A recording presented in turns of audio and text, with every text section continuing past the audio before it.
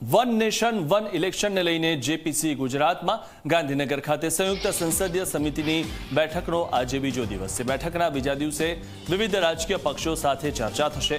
કોંગ્રેસ સહિતના રાજકીય પક્ષોના પ્રતિનિધિમંડળ સાથે સમિતિની ચર્ચા થશે। રાજકીય પક્ષો સાથે ગિફ્ટ સિટીમાં બેઠકોનો દોર ચાલશે। બપોરે જેપીસીની મુખ્યમંત્રી ભૂપેન્દ્ર પટેલ સાથે મહત્વની બેઠક છે। બેઠકમાં ડેપ્યુટી સીએમ હર્ષ સંઘવી વિધાનસભા અધ્યક્ષ પણ હાજર રહેવાના છે। તો જેપીસી અલગ અલગ રાજ્યોમાં જઈને અને ત્યાંના જે પક્ષો છે તેમનો મત જાણે છે, કારણ કે વન ઇલેક્શન માટે ખૂબ જ પ્રયત્નો થઈ રહ્યા છે। કારણ કે વારંવાર દર વખતે જ્યારે ઇલેક્શન થતા હોય છે તેની જગ્યાએ એક જ વખત એટલે દર 5 વર્ષે ઇલેક્શન થાય તો ઘણો બધો ખર્ચ બચી શકે છે। પરિપક્વ નિર્ણય સરકારે અને પાર્ટીએ કર્યો છે ત્યારે અમે કેન્દ્રે 129મો બંધારણીય સુધારો જ્યારે કર્યો છે એને સમર્થન આપવા માટે અમે આવ્યા છીએ।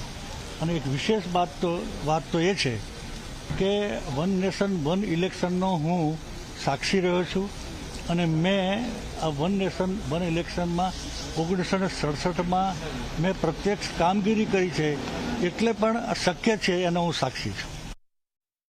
1967 સુધી આઝાદી પછી સતત સાયમલ્ટેનિયસ ઇલેક્શન થયા છે અને ઇલેક્શન કમિશન પાસે આ પ્રકારની ચૂંટણીઓ સાથે કરવાની એટલે એક જ દિવસે આખા દેશમાં થવાની એવું નથી।